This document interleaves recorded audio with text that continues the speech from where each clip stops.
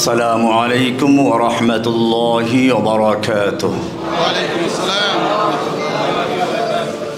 আল ইমান foundation কর্তৃক আয়োজিত দারসুল ইমান seminar 2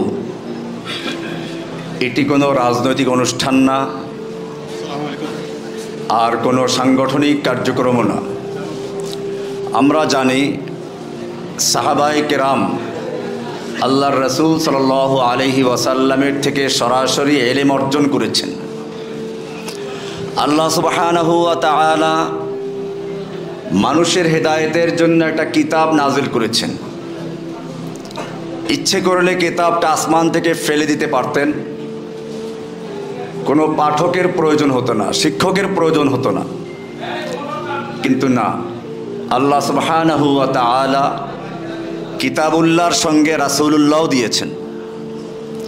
কিতাবুল্লাহর সঙ্গে রাসূলুল্লাহও দিয়েছেন, এবং যাকে দায়িত্ব দেওয়া হয়েছে ইয়াতুলু আলাইহিম আয়াতিহ, আল্লাহর আয়াত তিনি তেলাওয়াত করে শোনাবেন। এরপরে আরও বলা হলো শুধু তেলাওয়াত করে শোনালেই চলবে না, ওয়া ইউআল্লিমুহুমুল কিতাব, কিতাবের তালিমও দিতে হবে। এরপরে এখানেই ক্ষান্ত করেন নে ওয়াল হিকমা, হিকমার তালিম দিবেন। ওয়া ইউযাক্কিহিম, আত্মশুদ্ধি করবেন। এতে বোঝা যায় যে একটা কিতাব শুধু পড়লেই হয় না, এজন্য শিক্ষকের প্রয়োজন হয়।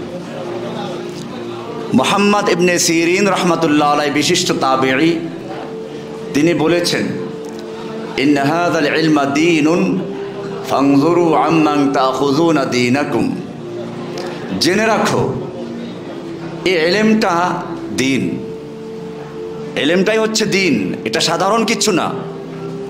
ফানজুরু আম্মান তাখুযুনা দীনাকুম, তোমরা খেয়াল রাখো কার থেকে দিন গ্রহণ করছো, কার থেকে দিন তুমি শিখে নিচ্ছ। সুতরাং দিন শিখতে হবে। আজকে রাসূলুল্লাহ নেই, রাসূলুল্লাহ সাল্লাল্লাহু আলাইহি ওয়াসাল্লাম প্রতিনিধি রেখে গেছেন। রাসূলুল্লাহ নেই, রিজালুল্লাহ আছেন, যাদের সাথে আল্লাহ রাব্বুল আলামিন আমাকে আপনাকে সঙ্গী হয়ে থাকার জন্য আদেশ করেছেন। ইয়া আইয়ুহাল্লাযীনা আমানুত্তাকুল্লাহা ওয়া কুনু মা'আস সাদিকিন, হে ঈমানদারগণ আল্লাহকে ভয় করো। ওয়া কুনু মা'আস সাদিকিন, সাদিকিনদের সঙ্গী হও। সাদিকুন কারা এটা আমার বক্তব্যে বিস্তারিত আছে। সত্যবাদীদের সঙ্গী হও। এরপরে যদি আরো গুরুত্বপূর্ণ আয়াত আপনি তালাশ করেন, দেখবেন কোরআনে আল্লাহর নবীকে আল্লাহ বলছেন, কি বলছেন? আসবির নাফসাকা মা'আল্লাযীনা ইয়াদউনা রাব্বাহুম বিল গাদাতি ওয়াল আশিয়্যি ইউরিদুনা ওয়াজহা। আসবির নাফসাকা মা'আল্লাযীনা, আপনি আপনার নিজেকে আটকে রাখুন, আবদ্ধ রাখুন ওই লোকগুলোর সঙ্গে যারা সকাল সন্ধ্যায় তাদের রবের সন্তুষ্টি অর্জন করতে চায়। কাকে বলা হচ্ছে? স্বয়ং রাসূলকে বলা হচ্ছে সাল্লাল্লাহু আলাইহি ওয়াসাল্লাম। কি বলা হলো? আসবির নাফসাকা মা'আল্লাযীনা ইয়াদউনা রাব্বাহুম, আপনি নিজের নফসকে, নিজেকে আবদ্ধ রাখুন, আটকে রাখুন ওই লোকদের সঙ্গে যারা সকাল সন্ধ্যা তাদের রবের সন্তুষ্টি অর্জন করতে চায়। মক্কার জীবনের প্রসিদ্ধ ইতিহাস আপনারা জানেন।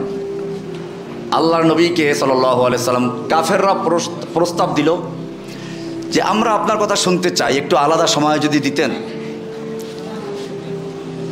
আপনার সঙ্গে যারা বসে গরিব, কাপড় চোপড় ফাটা চিরা, ওদের সঙ্গে আমাদের বসতে একটু ভালো লাগে না, আপনি আমাদের জন্য আলাদা সময় দিবেন। রাসূল সাল্লাল্লাহু আলাইহি ওয়াসাল্লাম দিনের স্বার্থেই বলেন ঠিক আছে, ওদেরকে নিয়ে বসলেন। অন্ধ সাহাবী, তিনি তো আর দেখতে পাচ্ছেন না কারা, উনি আগের মতো এসে বলেন ইয়া রাসূলুল্লাহ আল্লিমনি মিম্মা আল্লামাকাল্লাহ, হে আল্লাহর রাসূল আমাকে ওই ইলম থেকে কিছু দেন যা আপনাকে আল্লাহ শিখিয়েছেন। আল্লাহর রাসূল সাল্লাল্লাহু আলাইহি ওয়াসাল্লাম একটু বিব্রত হলেন, কারণ মক্কার সম্ভ্রান্ত লোকদের নিয়ে বসে আছেন। মানুষ যখন বিরক্ত হয় তখন 3টা লক্ষণ তার চেহারায় ফুটে ওঠে।